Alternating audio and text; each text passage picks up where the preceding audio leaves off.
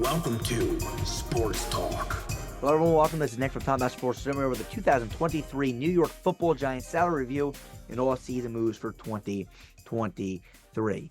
In 2022, the New York Giants finished third in the NFC East with a record of 9-7-1, going to the playoffs, beating the Minnesota Vikings, and then ultimately losing to the Philadelphia Eagles in the second round. This was under first-year head coach Brian Daboll and quarterback Daniel Jones. This team on paper was not a solid roster, but Coach Brian Daboll should be applauded by all the fans. And even if you're not a Giants fan, you got to give your round of applause to this team, because on paper, this team was not that great, but they played very, very well. Daboll in 1 year changed the culture, made the New York Giants have fun while playing, and also, with, like I said, a lackadaisical roster on paper made his team look very, very good. If you're new to this channel, welcome. If you're not new to the channel, welcome back. We're going to do a salary review, and we're going to go over everything about the New York Giants in this video. And if you want to give any feedback, please let me know in the comment section below. I'd love to hear what you got to say about this team.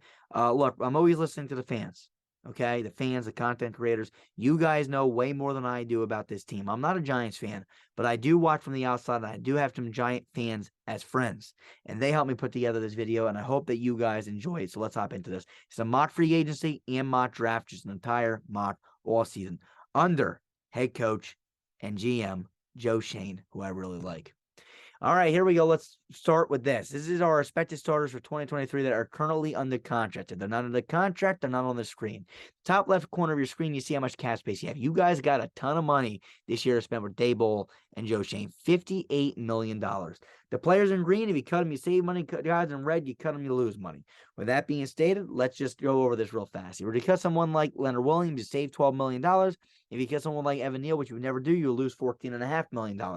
Now, again, what does this mean? Well, typically you want to cut guys that are taking up a lot of cap space in green that are not performing. Wink, wink, Kenny Golladay. Not Wink Martindale, Kenny Golladay. Okay, $6.7 million if you cut him. Very good possibility you part ways. Two other guys you want to consider. Definitely not Adoree Jackson. High cap hit, in my opinion, but I don't think you cut him to save $9 million. You got a ton of money to use already. One guy you got to look at is Leonard Williams. I am a big fan of Leonard Williams, but from what I'm hearing and what I know and what I saw, and according to PFF and everything, he did not have a phenomenal season. Okay, that's from what I'm understanding. And, you guys know more than me, so let me know in the comment section below. But, is he worth $12 million? And we'll go over what we think in a few slides from now. But again, you just got to raise a question for $12 million. Maybe they restructure a contract. We don't do that in this video, but you got to consider for $12 million, is he worth it? I do see a restructure probably being likely, okay, in this situation. But look at the roster. Let me know what you guys think. Let me know who you cut, who you keep, and let's move on here. All right, this slide's are notable losses. Okay, these are guys that are currently not under contract and need to be re-signed, or they'll just be let go. Okay, and the big guy here is Daniel Jones and Saquon Barkley. Okay, these guys are currently not under contract. So real fast before we do anything, let's look at percent of snaps played. This number is calculated the percent of snaps that they play when they're active on the game day roster. If they were on the IR for 16 games this season and played only one game, and it says 95% of snaps, that's why. It only counts when they were active for the game day roster. So again, if they were on the IR, it doesn't get counted against them. If they were playing the entire season but were either benched or did not play, that would be counted against them. So let's get started. First things first, quarterback Daniel Jones. Expected contract is a 3-year, $76.6 million deal. He played 97% of the snaps. Next guy, running back Saquon Barkley. His expected contract is a 4-year, $47.7 million deal. He played 80% of the snaps. Wide receiver Sterling Shepard, 2-year, $10.8 million. Played 80% of the snaps. Center John Feliciano. Expected contract is a 1-year, $3.4 million deal. He played 96% of the snaps. Wide receiver Darius Slayton. Expected contract is a 2-year, $7 million deal. He played 78% of the snaps. Free safety, Julian Love. Expected contract is a 5-year, $40 million deal. Played 95% of the snaps. Next guy, edge rusher DN, Jihad Ward. Expected contract is a 1-year, $1.5 million deal. Played 62% of the snaps. And cornerback Fabian Moreau. Expected contract is a 1-year, $1.5 million deal. Played 82% of the snaps. Now, a good rule of thumb is for any team when we do this video, is the guys that play a high percent of snaps, play well during those high percent of snaps, are guys that are typically brought back to the team. So again, you look at some of these guys here, that should give you a little bit of highlight on who should be brought back. On the next slide, we'll make our moves. Here are our potential targets. So again, you have $58 million in cap space. We get you cutting Kenny Galladay is the only guy we got you cut. Let me know if you cut anybody else. I really feel like Kenny Galladay is the only guy that I would say realistically you guys are going to cut. You might restructure Leonard Williams, save some money that way. But again, I feel like you're going to cut Galladay and you'll be up to $64.7 million in estimated cap space available.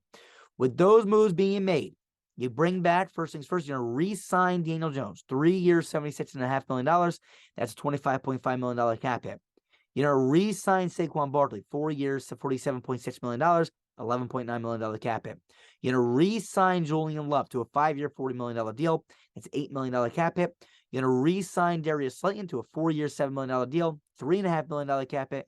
Now you're going to go out and make 2 signings. You're going to sign linebacker for the Cincinnati Bengals, Jermaine Pratt, to a 4-year, $28.8 million deal, which is $7.2 million cap hit.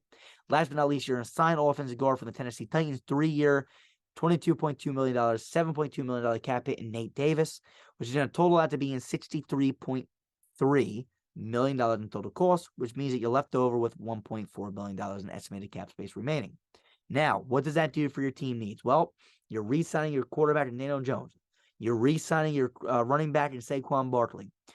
All right, so what are we doing after we re-sign Daniel Jones and running back Saquon Barkley? Well, we're going to re-sign wide receiver Darius Slayton. I know you guys are probably a little bit fed up with the, the drop in the playoffs and stuff, and I know that's really annoying. I do know how badly, how bad it feels to watch a receiver that drops a lot of balls. But I'll tell you this, from a guy not a Giants fan that watches from an outside perspective, and again, I'm not saying that, your guys complaining is a bad thing. I love the passion.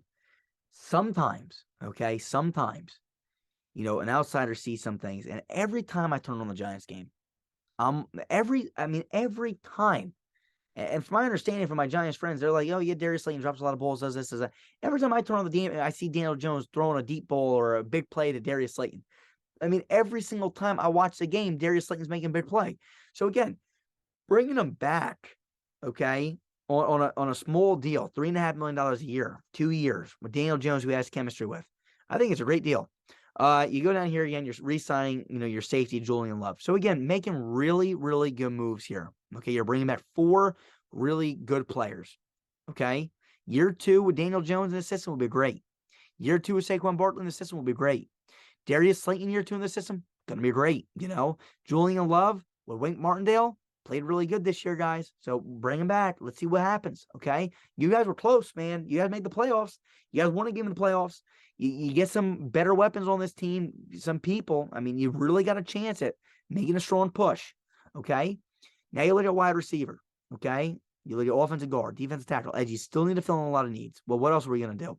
Well, again, now we're going to go out there and sign linebacker Jermaine Pratt to fill in that linebacker need. We're also going to go out and sign offensive guard Nate Davis from Tennessee. You guys' offensive line has been horrible for years. Again, being around Giants fans my entire life and living in New Jersey, I know. Okay, I've been hearing it for years. Your offensive line stinks. Okay, bringing in Evan Neal and Andrew Thomas, probably the best 2 things you guys done. I know Evan Neal struggled last year. He wasn't my top-ranked offensive tackle coming out, and you can go back and watch my scouting reports. But again, he's better than what you had. Okay, so you guys got 2 really young pieces on the tackle positions. Now let's bring in a young guy, Nate Davis, who's only 26 years old. Okay, to really shore up that offensive line. Let's do it for once. Let's build a line around a quarterback from the New York Giants. With that being stated, okay, so now we bring in Pratt, we bring in Davis. Now we're going to attack through the draft. First round, we're going to bring in a weapon in wide receiver Jordan Addison, who fell to us, okay? Pair him up with Slayton, pair him up with Isaiah Hodgins, pair him up with a few other guys that you have. Really solid weapons on this team, okay? With all that, now in the second round, we're going to bring in cornerback Eli Ricks, okay? Nice guy to add to that secondary. You got Julian Love, you got Adoree Jackson. Bring in Eli Ricks. Really, really start to, make A.J. Brown, make Devontae Smith, make guys like CeeDee Lamb struggle with a tough secondary and a really, really aggressive defensive mind of Wink Martindale. In the third round, you're going to continue to fill in the offensive line need. You're going to draft center Olusegun Oluwatimi. I'm sorry if I pronounced that wrong. Not great at pronouncing things. All right, so I don't know. And in the third round also, you're going to bring in defense tackle Zach Pickens. Okay, so that's what we got the New York Giants doing.